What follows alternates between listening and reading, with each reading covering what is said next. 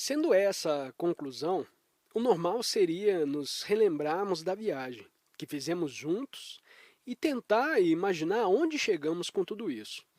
Para tanto, nos parece apropriado fazer duas coisas. Primeiro, reunir as várias correntes de pensamento que seguimos para ligar os fios soltos, para que tenhamos a sensação de fechamento sobre tudo. Segundo, refletir em que tudo isso tem a ver com o Bhagavad Gita. Vamos começar pelo último. Acho que descobri que a relação entre esse livro e o Gita é um pouco mais sutil do que poderíamos ter antecipado primeiramente. Embora tenhamos suposto de que seria um livro sobre o Gita, e ele tenha surgido de vários e vários anos da leitura e estudo do Gita, grande parte dele não esteve diretamente ligado ao Gita, em um sentido técnico. Claramente, não foi um discurso erudito sobre o texto, por exemplo. Não foi uma interpretação dos seus slokas. Acho que seria mais exato dizer que esse livro é um comentário sobre os conceitos básicos sobre os quais o Gita é construído, e uma reflexão sobre algumas maneiras através das quais podemos trazer as práticas do Gita para as nossas próprias vidas espirituais. Esses são os aspectos do Gita que estivemos explorando. Para criar um fechamento e unir tudo, suspeito que teremos realmente de esperar até que aconteça, a seu próprio tempo, em cada um dos nossos corações, quando realizarmos os ensinamentos à luz das nossas próprias experiências. Porém, embora provavelmente não possamos tecer tudo em uma mesma trama, o que podemos fazer em seu lugar é seguir os fios principais que percorreram o livro. Olhando para trás, acho que podemos ver que o tema subjacente, permanente em tudo isso, está ligado à maneira como o Bhagavad Gita nos fornece um mapa para o nosso próprio sadhana. O Gita estabelece um sistema de práticas, yogas, para nos colocar em união com o Brahman, com o Uno. E quando essas práticas funcionam, como no caso de Arjuna, surge a visão mística.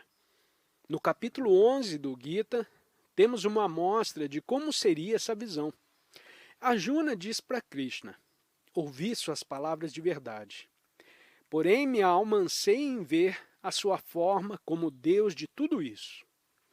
Então, devido à preparação que Arjuna teve, Krishna dá a ele a visão divina, para que ele possa ver a forma cósmica de Krishna, que é espantosa, cheia de temor religioso. Arjuna vê todo o universo ali diante dele, em torno dele, com um brilho de 1000 sóis, toda a criação vindo e indo para Krishna.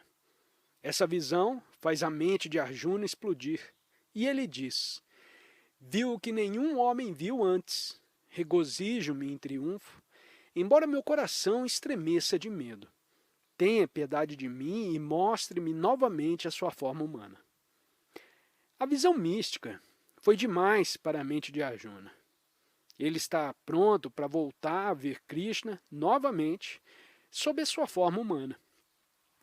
Mas como resultado dessa experiência, quaisquer dúvidas que Arjuna ainda tivesse foram superadas, e ele simplesmente se entregou para realizar o seu Dharma. A partir desse ponto, Krishna começa a lhe dar instruções de uma maneira muito mais direta. A sedução acabou, se vocês preferirem. O ponto é que, quando essa experiência chegou para Arjuna, ele já levava uma vida bem sáttvica, uma existência espiritualmente pura. Todo o material sobre não matar, não roubar, não mentir, não ter luxúria, não dar e receber, é simplesmente assumida no trato de Krishna com Arjuna. A experiência da forma cósmica chega após tudo já ter sido atingido, e após uma certa quantidade de sabedoria. A sabedoria superior ter sido desenvolvida em Arjuna através dos ensinamentos de Krishna. A preparação para a visão mística é importante. Vocês se lembram do que conversamos sobre a sabedoria inferior e a sabedoria superior? Que a sabedoria inferior é material, que o seu intelecto comum pode manipular, conceber, brincar, conceituar, enquanto que a sabedoria superior é a sabedoria que chega a nós somente por intermédio da iniciação. A sabedoria superior chega somente através da experiência direta. Você tem que se tornar a sabedoria. E o Gita nos faz percorrer todo esse processo.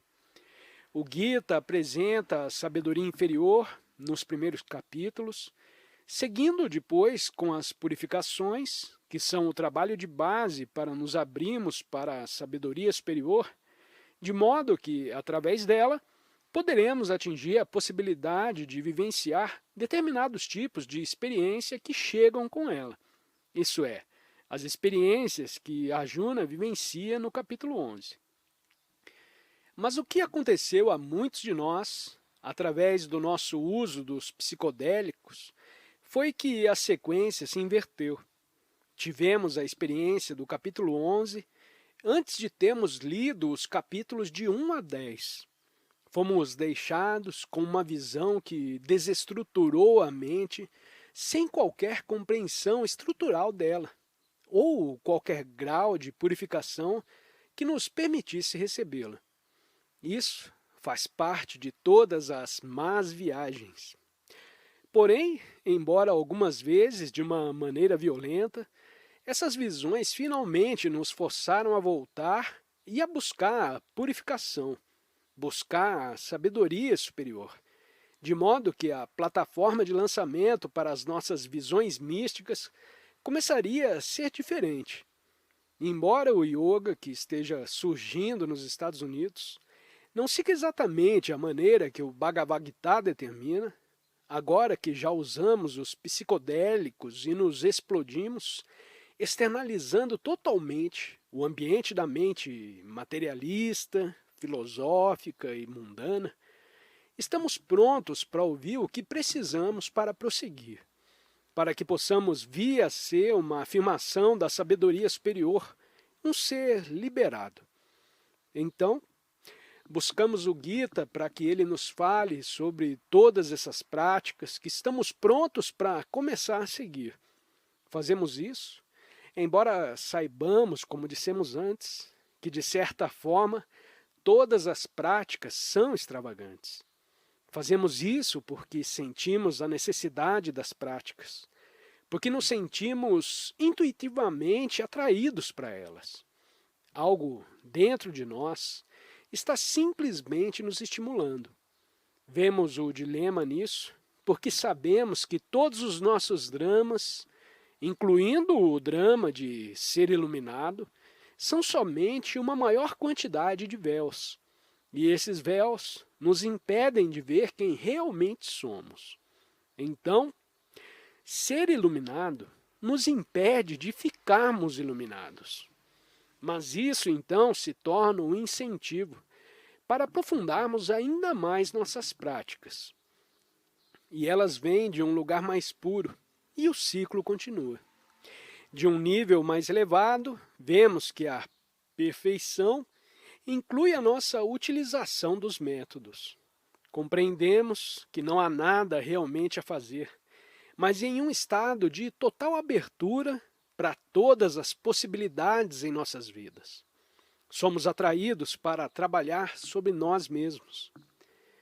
Quando estamos prontos para começar a realizar as práticas, o Gita nos fornece um currículo com todos os vários yogas que podemos começar a incluir em nossas vidas. Yoga é, na verdade, qualquer prática que assumimos com a intenção de nos aproximarmos de Deus. A chave para ele é a prática intencional. E, portanto, os yogas podem envolver qualquer uma e também todas as partes das nossas vidas. Martin Barber disse: não existe um ato humano que não possa ser consagrado em um caminho para Deus. Mas embora o Gita nos ofereça vários yogas diferentes para trabalhar, fica claro que o principal é o caminho do Karma Yoga. O Gita significa, em parte, como vocês se lembram, uma resposta hinduísta ao budismo. Ele abraça um caminho espiritual de ligação no mundo e não um afastamento dele. Veja o Gita como, basicamente, um manual de Karma Yoga, um guia para colocar o espírito em ação. Descobrir os ensinamentos do Gita refletidos nas vidas de Gandhi e de Martin Luther King. O Gita é um caminho de yoga projetado para uma vida de ação e não para uma vida de contemplação. E nos diz como prosseguir com a nossa busca espiritual em meio às nossas vidas no mundo.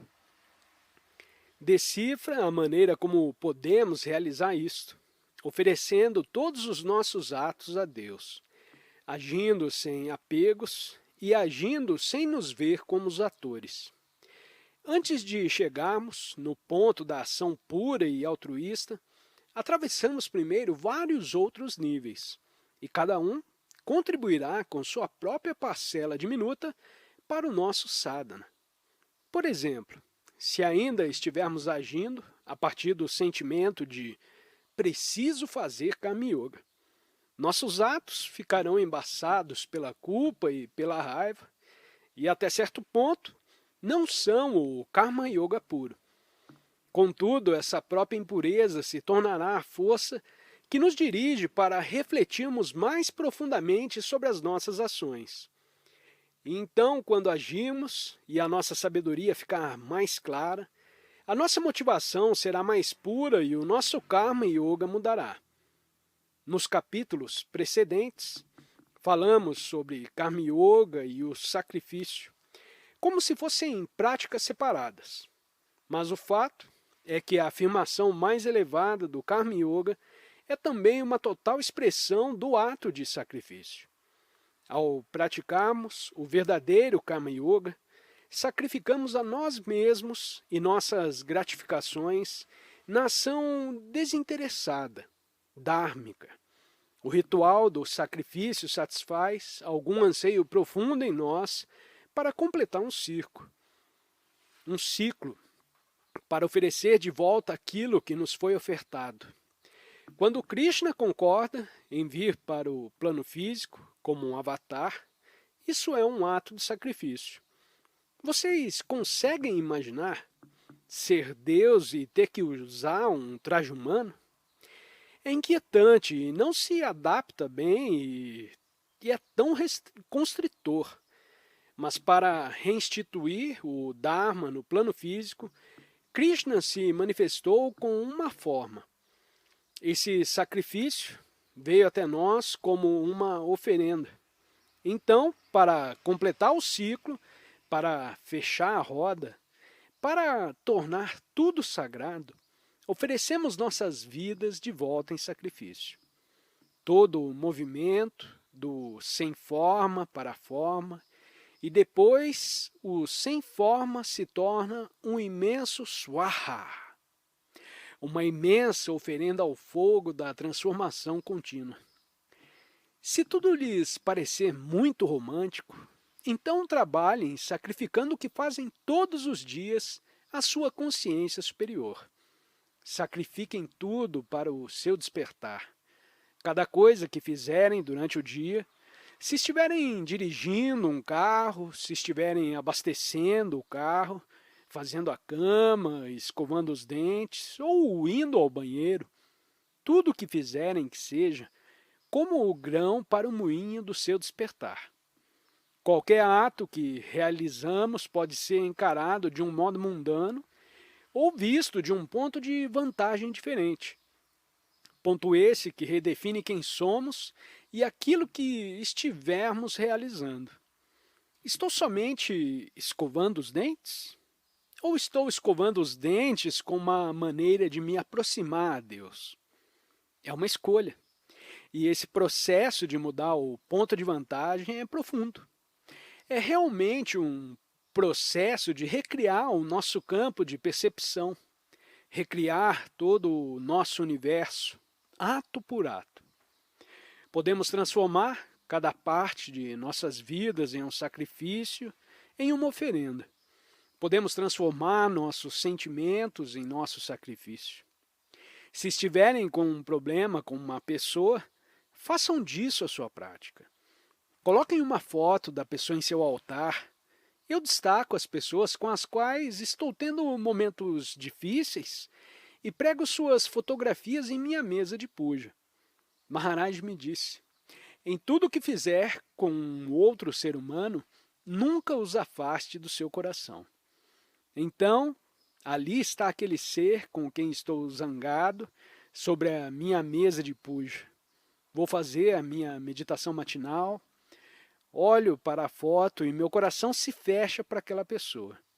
Então, eu me sento com a foto, fico sentado com aquela pessoa, até que consiga soltar a raiva, até que eu consiga perceber de modo diferente aquele ser, até que eu veja como Deus. Aproximo-me o máximo que consigo do fogo dos meus sentimentos e, acreditem, sinto o calor. O sacrifício e a renúncia são práticas semelhantes. O sacrifício, de certa forma, ritualiza os nossos atos de renúncia. Existe um lugar para a renúncia, tapásias ou austeridades em nossa prática espiritual. É muito útil impor uma disciplina em nós quando sentimos que é isso que necessitamos. Se vocês necessitam, é bom jejuar, porque isso os fará sentir como estão apegados à comida. Se precisam, é bom ser brahmacharya, porque verão como estão iludidos pelos seus desejos sexuais. Tapásias nos faz trazer para a consciência a total extensão dos nossos apegos. Se pudermos vê-los do lado de fora, do lugar ocupado pela testemunha, não nos permitiremos ficar tão envolvidos pelos nossos desejos sensuais durante todo o tempo. Se nossas mentes não se voltarem tanto para fora, elas ficarão livres para se voltar para dentro, para a luz. Isso é austeridade. Quando ela nos faz ficar alegres porque estamos nos liberando de algo que nos mantém afastados de Deus. Isso é uma boa indicação de que a renúncia é a prática certa no momento. Por outro lado, se estamos trincando os dentes e agindo para sermos bons meninos, talvez fosse melhor esperar mais um pouco. Que viagem do ego!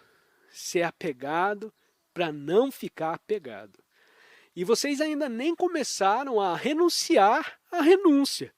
A prática da renúncia é finalmente renunciar ao nosso sofrimento sobre isso ou aquilo. E quando isso acontece, toda a parte melodramática da viagem, da renúncia, começa a desvanecer.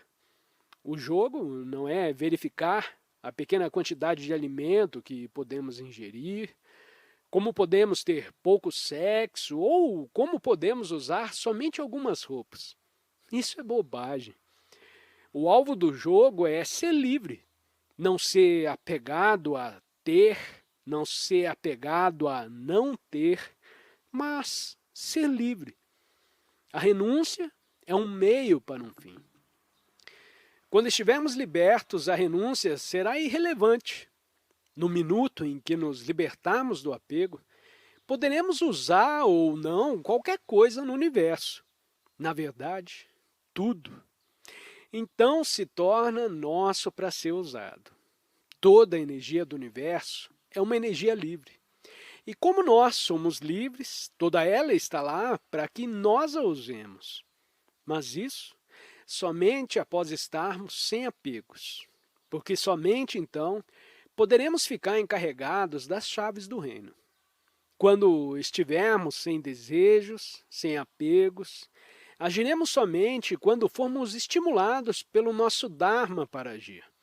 Não haverá nada que estejamos buscando na situação que nos afaste da realização do nosso Karma Yoga, e de modo perfeito.